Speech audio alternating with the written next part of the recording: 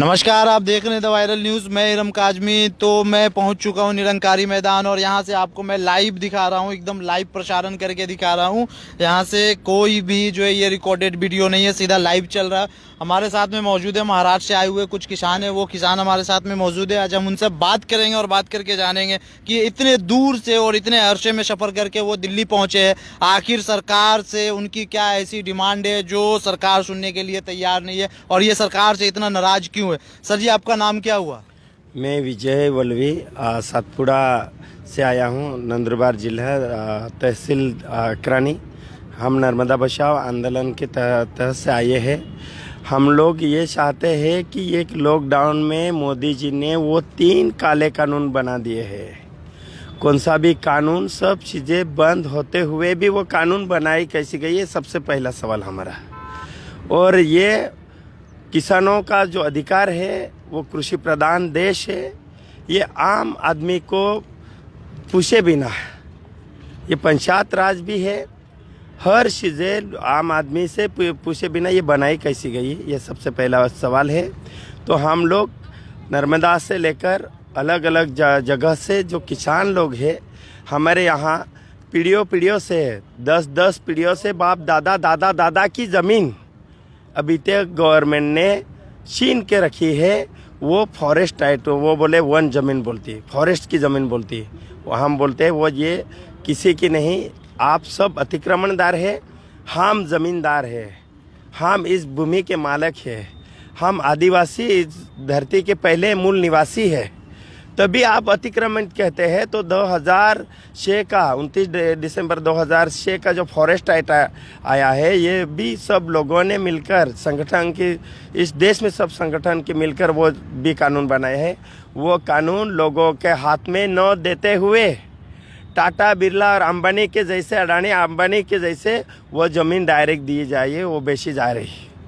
कृषि प्रधान देश में वो जो उपजाऊ ज़मीन है वो कानून में बेची नहीं जाती, आदिवासी की ज़मीन बेची नहीं जाती।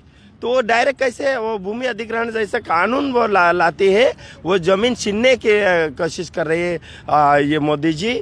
वो जैसे बड़े बड़े कंपनियों को आमंत्रित कर रहे हैं, विदेशी दौरा ये दौरे करने नहीं जा रहे। वो इंडिया की ज़मीन, वो किसानों की ज़मीन, वो आदिवासी की ज़मीन बेचने जा रहे हैं और कंपनी को आमंत्रित कर रहे हैं। इस देश में हमारे यहाँ बहुत ज़मीन है, तो वो ज़मीन बेच देंगे, किसान ने अनाज निकालेगा, तो ये देश का ये वो पॉपकॉर्न खाएगा, वो मोदी जी को और क्या खा के जिएगा। तो हम ये किसानों के खिलाफ में वो जो कानून लाए हैं, उस खिलाफ के आए हैं। हम 1300 किलोमीटर दूरी पे आए हैं। हम जब निकले तो हर राज्यों के सीमा पर हम लोगों को अड़ाया गया। सबसे खतरनाक यूपी की सरकार, योगी सरकार इतनी किसान विरोधी है, आदिवासी विरोधी है, सब कानून विरोधी है कि हम 2 रात वो बम्बई आगरा के हाईवे पे यूपी के बॉर्डर पर रुके हैं। हमको हटाया गया था लेकिन हम हटे नहीं। हम हर राज्यों की साथी से अभी यहाँ पर आ रहे हैं, हम भी पहुँच गए हैं यहाँ पर।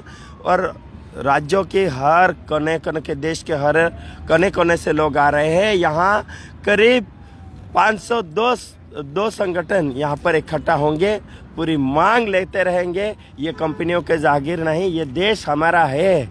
कौन बनाता हिंदुस्तान, ये हम नारे देते हैं। ये भारत की मजदूर किसान, जब मजदूर काम नहीं करेगा, किसान उपज नहीं निकालेगा, अनाज नहीं निकालेगा, तो ये शहर कहाँ से चलेगा। तो आपने सुना जो है, देखिए सबसे बड़ी चीज़ होती है ना कि हमारी जो भारतीय मीडिया है, हमारी मीडिया की काम क्या होती है कि जो भी जिसकी जो दुविधा है वो अपनी दुविधा को मीडिया पे आकर के पूरी तरीके से बोल सके, क्योंकि सरकार इनकी बातें डायरेक्टली सुनने के लिए तैयार नहीं है। लेकिन हम जो मीडिया वाले, जितने भी सोशल मीडिया पे खास करके जो वेब मीडिया चलाते हैं, उन्हें चाहिए कि अगर वो किसी से बात कर रहे तो उनकी पूरी बातें पूर्ण तरीके से सुने, ताकि उनकी बातें सरकार तक पहुंचे। अगर सरकार इनकी बात नहीं सुनती है तो हमारा तो सुनना हक ही बनता है ना। हम पहले सुनेंगे इनकी बात को और सरकार तक पहुंचाएंगे। यहाँ पर मीडिया बहुत सारे आए हुए हैं, लेकिन कोई भी किसान से पूरी तरीके से बात नहीं करता है, सही तरीके से बात नहीं करता। उनके 2 अल्फाज को सुनते हैं, तीसरे अल्फाज से पहले जो है वो अपनी बातें चालू कर देते हैं। यहाँ पे कुछ और लोग भी है जो हम उनसे बात करेंगे। आपका नाम क्या हुआ सर जी? मोतीराम जी डामोरे। आप इधर आ जाइए, यहाँ आ जाइए। तो आप महाराष्ट्र से आप भी आए हुए हैं? महाराष्ट्र से नंदुरबार जिले से। अच्छा, सातपुड़ा तो से। आप लोग जो आए हुए हैं रास्ते में आपको कितनी परेशानियां हुई? सर हम गाड़ी से महाराष्ट्र से निकले तो हमारे को मध्य प्रदेश में भी कोई नहीं हुआ, लेकिन राजस्थान के बाउंड्री पे यूपी सरकार ने, योगी सरकार के जो रखा है उनके बॉडीगार्ड, उसने हमारे को रोका और हमारे को रात भर हमारे को सोने की बारिश गिर रहा था। छोटे छोटे बच्चे थे, महिला थे, छोटे छोटे लड़कियां था, उनको सबको बहुत परेशान किया और रात भर हमारे को खाने को नहीं मिला, पानी भी नहीं मिला। और हमारे को राजस्थान के जो अपने ये थे बड़े बड़े लोग, उसने हमारे को खाने को और पीने को भी दिया, लेकिन यूपी सरकार के कोई शासन के यानी कोई भी हमारे को मदद नहीं की है। हम यही 3 अध्यादेश कानून के विरुद्ध के लिए हम आए हैं कि हमारे शेतकरी का जो जीवन है वो हमारे आगे का कुछ हमारे बच्चे को भी, हमारे पूर्वज के जो पीढ़ी का जो हमारे स्टेट थी वो शासन अभी कंपनी को दे रही है मोदी सरकार। इसलिए हम यहीं लड़ने के लिए आए हैं। और हमारा जो कामगार यूनियन का भी है, हम हेल्थ आरोग्य पर पारा सेवक का भी काम करते हैं। तो हमारा अति दुर्गम भाग में नर्मदा किनारे जो लोगों को, आदिवासी भाग में उनको हेल्थ का भी मदद नहीं होती, वो वहाँ हम काम कर रहे थे। वो हमारे पुरुषों को जो आरोग्य पारा सेवक का वो काम दिया था, वो भी उसने छीन लिया। हमारे को रोजगार नहीं। हम सब हजारों लोक संख्या से हम यूपी में नहीं, यहाँ पे सौराष्ट्र और गुजरात में मजदूरी के लिए जाते हैं, लेकिन ये लॉकडाउन में हम कहाँ नहीं जा सकते हैं। और हमारा जो उद्योग भी वो भी खलास हो गया है, हम कहाँ नहीं जा सकता है। मोदी सरकार ने ये लॉकडाउन करके हमारे को घर पे बिठाया और हमारे को धमकी दिया